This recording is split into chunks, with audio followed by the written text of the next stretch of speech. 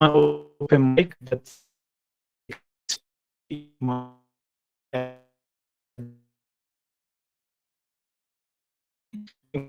for Arabic studies us here. We are excited to be in the library because it's a place where a lot of our young brothers and sisters congregate, and it's an opportunity for the students to actually have this open forum for expression in Dearborn accessible to them. We would like to remind everyone that everyone is is welcome to actually participate in Dearborn Open Mic. There is no pre screening. There is no censorship. It's an open forum for expression, artistic and cultural expression in Dearborn. If you scan the code that you see on the flyer, it will allow you to sign up for participating in upcoming programs. So without further ado, we're going to go to our keynote speaker, Ms. Christa Bruhn. Is that Bruhn? And we are going to have Dr. Wissam Al-Maligi, the director for the Arab American Studies at University of Michigan, Dearborn, introduce her.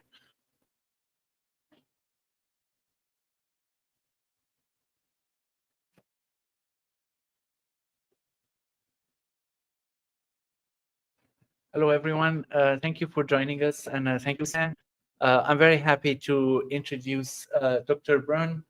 She graduated from the University of Michigan, Dearborn, and she is very much a UM Dearborn person, so one of our own, and it's such a pleasure and an honor to have her come back to us. And she is also going to be reading parts from her memoir, Crossing Borders, the Search for Dignity in Palestine. And she discusses, as a mother of 3 Palestinians and also wearing her 2 hats as an academic and as a writer, her memoir is just fascinating. I've had a chance to start reading it, and I can't wait to finish it. And keep an eye for an interview with her on our podcast, Scene Dream, for the Center for Arab American Studies, which should be coming up in a few weeks when all our podcasts come up are put on the website for this season. And I don't want to waste too much time, and I'm sure you are all ready to hear what Dr. Bruhn has to offer. Dr. Bruhn, please. Thank you so much.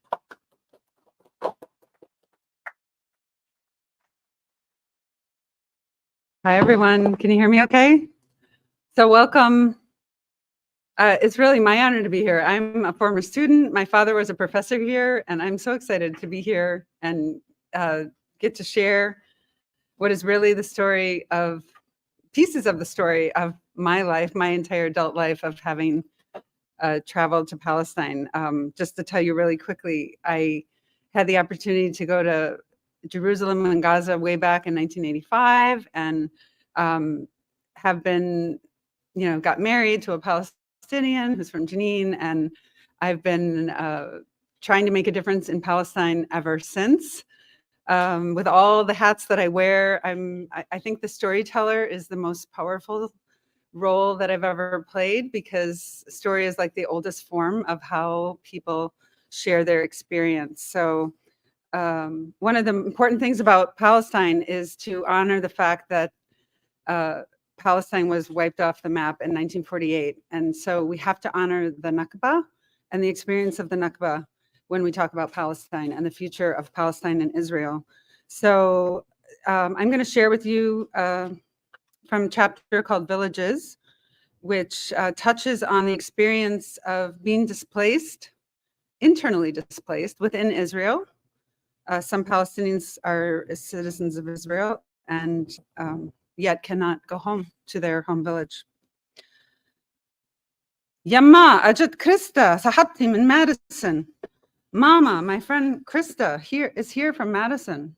Her mother looks surprised, then smiles as she pushes the clothes deeper into the water, shakes off her hands and dries them on a scrap of cloth on the table. I extend my right hand to her. Salam alaikum, peace be upon you. Alaikum assalam, ahlan wa sahlan. Peace be upon you, welcome. She takes my hand and leans forward to kiss me on both cheeks, repeatedly, then invites us to sit down on a sofa against the wall and disappears through a doorway. Rather than sit down, we join her in the kitchen, a sizable room with concrete walls, the only light seeping through the ornamental bars of an open window over the kitchen sink. A line of cupboards extends below the black granite counter, their contents hidden by a cloth hanging on a string. Ibtisam's mother is standing in front of a 2-burner stove by the sink with a teaspoon in her hand, her head bowed forward as she gently stirs the pot to keep the creamy foam of the coffee from boiling over.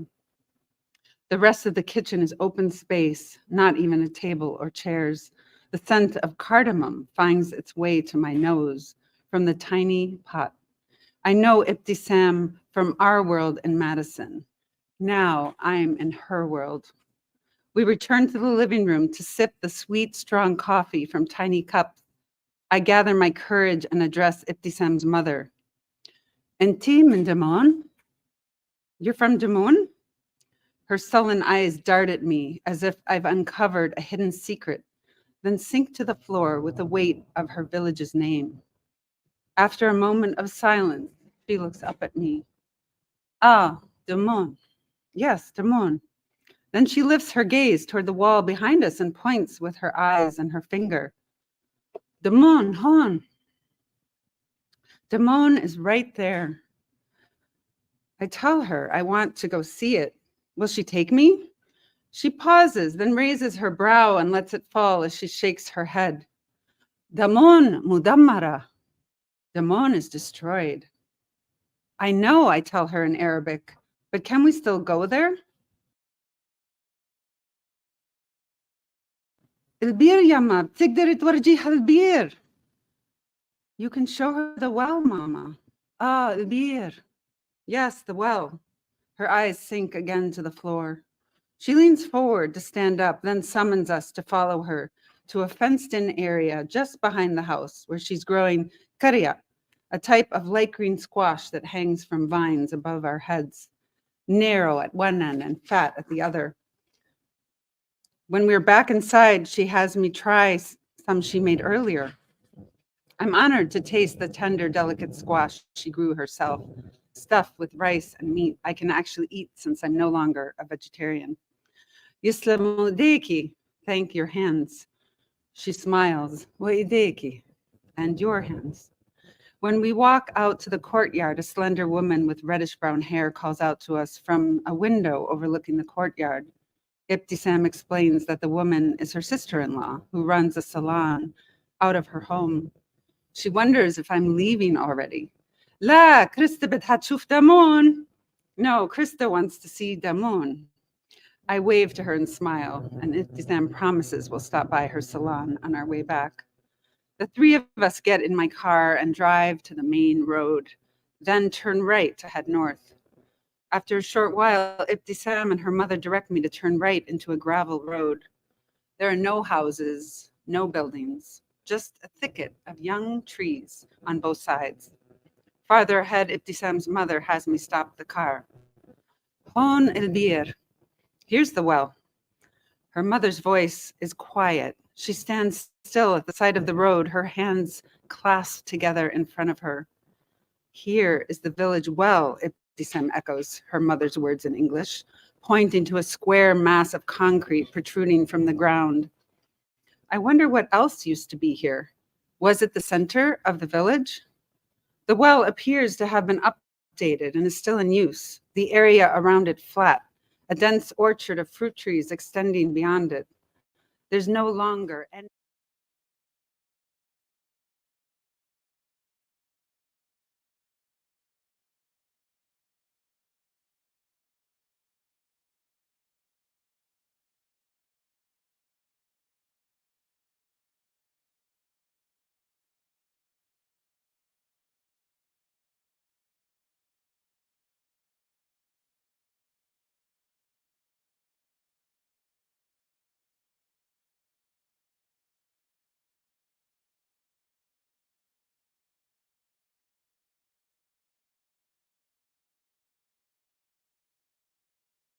both captured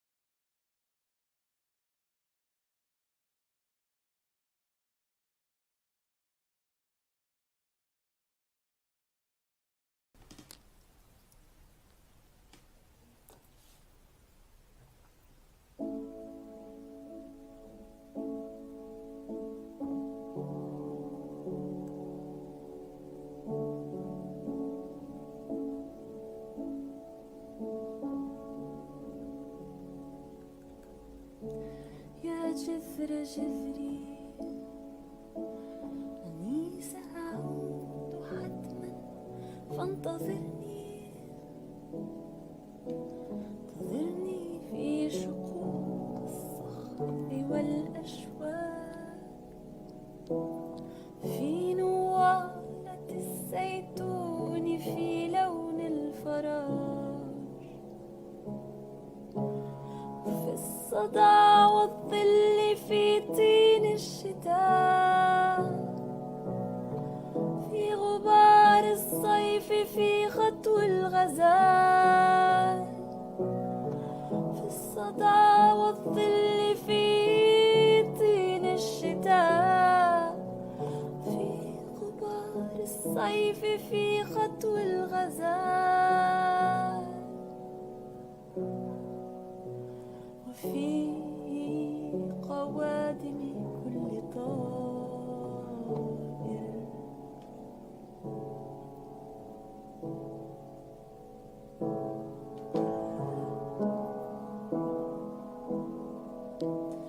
نراجع